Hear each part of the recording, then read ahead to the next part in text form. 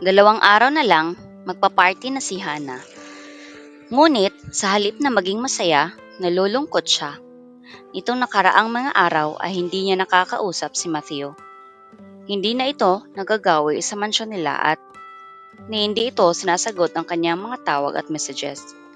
Pakiramdam niya, iniiwasan siya ng nobyo. Narinig niya ang tinig ng kanyang yaya sa labas ng pinto ng silid.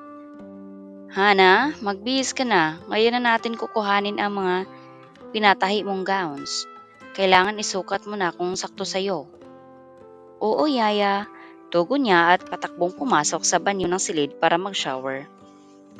Namimili na siya ng isusuot sa kanyang closet nang maisip niyang puntahan si Matthew. Napabuntong hininga siya.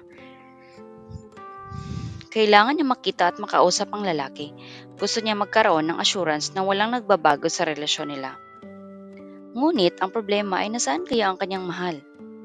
Kinuha niya ang kanyang cellphone at nag-text dito upang tanungin kung nasaan ito. Hindi sumagot ang nobyo. Ilang beses pa rin niya itong pinadalhan ng text messages pero walang tugon. Ilang beses na rin niyang tinawagan ang mobile phone nito pero pagkatapos ng isang ring ay out of coverage area na ito palagi. Pinapatay kaya ng lalaki ang cellphone nito o talagang low bat ang lang ito? Tumawag siya sa bahay nito sa Alabang at nalaman niya mula sa katulong na naroon ang lalaki sa condo unit nito sa Green Hills. Tuwang isinilid niya ang cellphone sa shoulder bag. Susurpresahin niya ang katipan. Pupuntahan niya ito sa condo unit nito. At kailangan maging maganda siya. She took extra care to make sure she looked lovely. Suot niya ay pulang bestida at hakab na hakab iyon sa kanyang figura.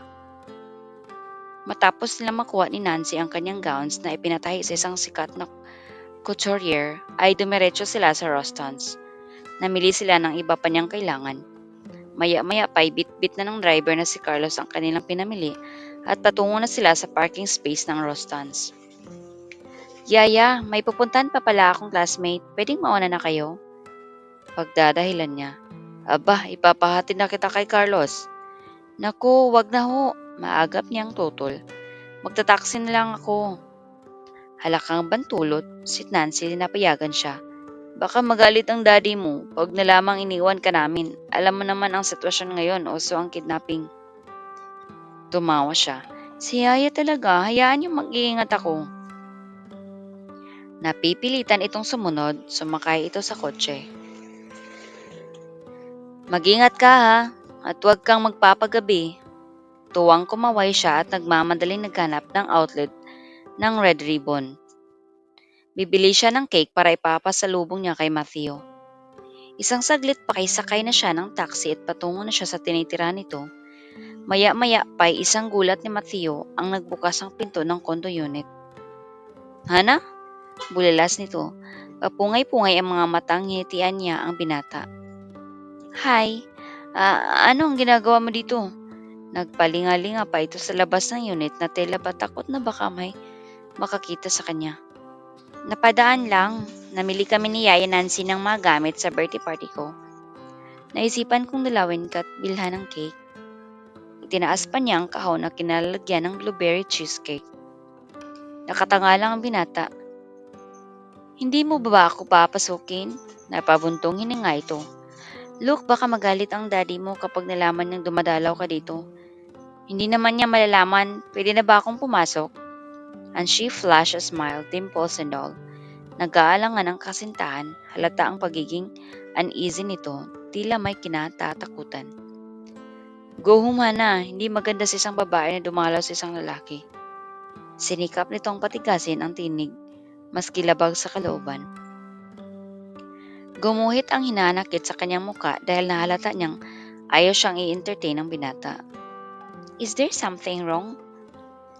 May pangabang tanong niya na hindi rin ito naitago ang hinanakit dito. You never answered my calls or my text messages. Iniiwasan mo ba ako? Nakaramdam ito ng awa para sa kanya. No, of course not. Anito na umiling pa. Biglang-bigla ay lumabas ang isang babae na nakatapit ng tuwalya galing sa bedroom ng lalaki.